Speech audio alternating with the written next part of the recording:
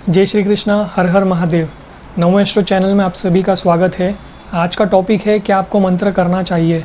तो इसका सीधा सा आंसर है, अगर आपको गुरु द्वारा अगर मंत्र प्राप्त हुए हैं तो उसे आपको ज़्यादा से ज़्यादा करना है। और अगर आपको गुरु द्वारा मंत्र नहीं प्राप्त हुए और आपको लगता है कि किसी मंत्र को करने से आपके साथ चमत्कार हो जाएगा, आप सारी चीज़ें हासिल कर लोगे, आप अच्छे मुकाम पे पहुंच जाओगे, तो आपको यहाँ रुकना है। आपको समझना होगा हर मंत्र अलग तरीके से काम करेंगे, हर एक मंत्र का कोई पर्पज़ होता है। आप ऐसे मंत्र का जाप कर रहे हो जिसका आपको पर्पज़ और मीनिंग नहीं पता, तो शायद आप अपने साथ इनजस्टिस कर रहे हो। अगर आप गौर से समझे, हमारे स्क्रिप्चर्स में काफ़ी सारे मंत्र हैं और उन सभी के कुछ पर्पसेस है। हमारे पूर्वज काफ़ी स्पेसिफिक रहा करते थे हर चीज़ों में। हमारे वेदों में भी मंत्र जो है वो स्पेसिफिक रिजल्ट को प्राप्त करने के लिए है। अब जब आप गौर करेंगे, हमारे पूर्वजों ने सबसे ज़्यादा फोकस किस चीज़ को किया है? मोक्ष को फोकस किया है। हमारे महर्षि क्या कहते हैं कि मोह माया की दुनिया के परे एक दुनिया है, हमें उसे जानना है, वहाँ जाना है। और मोह माया में जब तक आप उलझे रहोगे आप वहाँ नहीं पहुँच पाओगे। तो इस चीज़ को समझना होगा। अगर आप मंत्र कर रहे हो और आप सोच रहे हो कि आपको मोह माया की चीज़ें हासिल हो जाए, तो यहाँ एक बहुत बड़ा क्वेश्चन है। वेदों में ज़्यादातर जो मंत्र है वो सन्यासी के लिए है। और सन्यासी कौन है? जिन्हें मोह माया त्यागना है, वो कोई इच्छा नहीं रखते। अभी इस धरती पे ऐसी कोई चीज़ उन्हें नहीं चाहिए जो उन्हें बांध के रखे। और कुछ मंत्र होते हैं जिसके द्वारा आप अपने आप को सात्विक रख सको, अपने आप को एनर्जाइज रख सको। और ये मंत्र का ज्ञान अभी हमें नहीं है और हम डायरेक्टली कभी कभार मंत्र कर जाते हैं। तो ये बहुत बड़ा क्वेश्चन है। अभी मैं कह रहा हूँ, आप मंत्र को डायरेक्ट अपने मन मुताबिक नहीं जप सकते और गुरु अनुसार ही वो मंत्र आना चाहिए। तो उसका कुछ रीज़न ज़रूर होगा।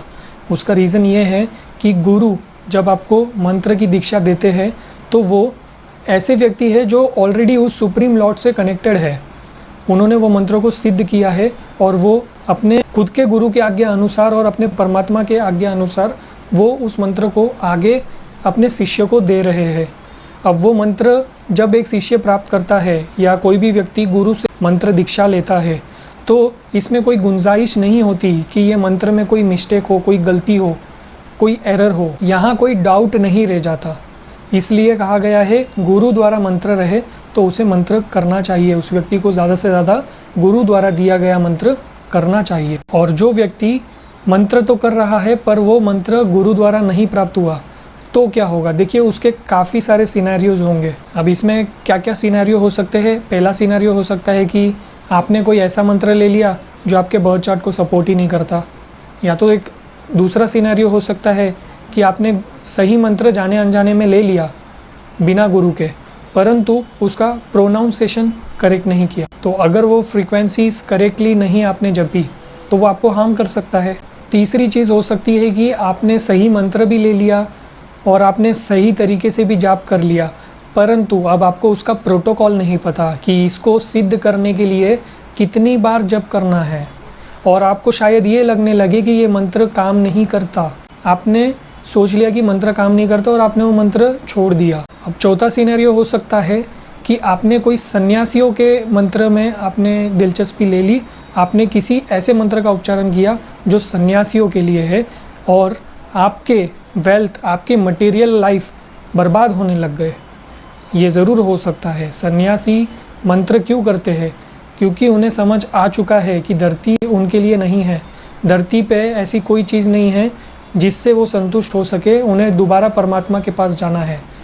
ऐसे सन्यासियों के लिए जो मंत्र होते हैं वो एक आम आदमी करे तो उनका सारा धन दौलत से दिल उठ सकता है, फैमिली भी मटेरियल लाइफ में आ जाती है। आपकी सारी मटेरियल लाइफ से जुड़ी खुशियाँ, आपकी फैमिली, आपका घर, गाड़ी, हर खुशियों वाली चीज़ मटेरियल लाइफ में आ जाती है। ये सारी चीज़ें अगर आप त्यागने वाले हो तो ही आपको सन्यासियों का मंत्र लेना है। तो अगर आप ये नहीं त्यागना चाहते और आपने ये मंत्र किया, दोबारा से आपको दिक्कत हो सकती है। और ज़्यादातर मंत्र जो है वो संन्यास योग के लिए ही है। ये मंत्र वो सन्यासी करेंगे जो बर्थ और डेथ के साइकिल से फ्रीडम चाहते हैं। तो अब हम समझ सकते हैं कि गुरु द्वारा मंत्र लेना ही सबसे सही, सबसे सेफेस्ट मेथड है। और अगर आपने कोई राइट मंत्र लिया हो जिसके बारे में आपको इन एंड आउट सारी जानकारी हो, तो आप उसे कर सकते हैं। अनजाने में कोई मंत्र नहीं करना। मंत्र जो भी करेंगे उसके मतलब आपको पता होने चाहिए, उसका फ्रूट क्या आने वाला है, उसके रिजल्ट्स क्या आने वाले हैं, उसके बारे में आपको पूरी जानकारी होनी चाहिए। और अगर आपको अभी भी नहीं समझ रहा कौन सा मंत्र आपके लिए सही है, तो आपको मंत्र से आकर्षित नहीं होना चाहिए, आपको मंत्र से दूर रहना चाहिए। अब एक सवाल आता है कि आप चाहते तो हो मंत्र करना, अब मैं आपको कह रहा हूँ जब तक आपको क्लियरिटी नहीं है आप मंत्र ना करें। तो एक सवाल है, करे तो क्या करें? तो आपको क्या करना है, आपको भगवत गीता, वेद, पुराण, संहिता जैसी चीज़ें पढ़नी है। आपको सारे रिलीजियस टेक्स्ट को पढ़ना चाहिए। भगवत गीता का एग्जाम्पल ले लेते हैं। भगवान श्री कृष्ण परम गुरु है, सुप्रीम पर्सनालिटी, स्वयं भगवान कृष्ण भगवत गीता का ज्ञान दे रहे हैं। उसमें सभी प्रश्नों के उत्तर मनुष्य के लिए दे दिए गए हैं। तो सर्वोत्तम किताब है हमारे लिए, ये गुरु द्वारा हमें मिली है, हम ये कह सकते हैं कृष्ण भगवान हमारे परम गुरु हो सकते हैं। आपने भगवत गीता का अध्ययन करना चाहिए और नॉलेज लेना चाहिए, क्योंकि जब आपके पास नॉलेज होगा तो वो भी मंत्र की तरह ही काम करेगा। भगवान श्री कृष्ण स्वयं कहते हैं भगवत गीता में कि जब जब शिष्य तैयार होगा तब तब गुरु स्वयं प्रकट होंगे। और गुरु भी ज्ञान देते हैं, केवल मंत्र नहीं देते।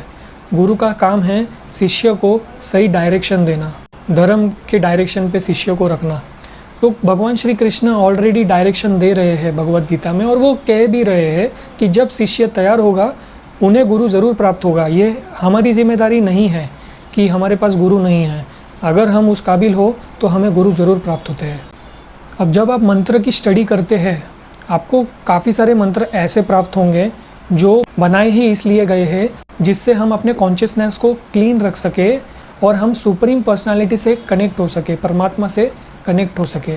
और अगर आप मंत्र की जगह भगवान का नाम ले, वो भी इक्वली रिजल्ट देता है। जय श्री राम, जय श्री कृष्ण, हर हर महादेव, जय गणेश, हरे रामा हरे कृष्णा, ये भी महामंत्र में आता है जो आम आदमी कर सकता है।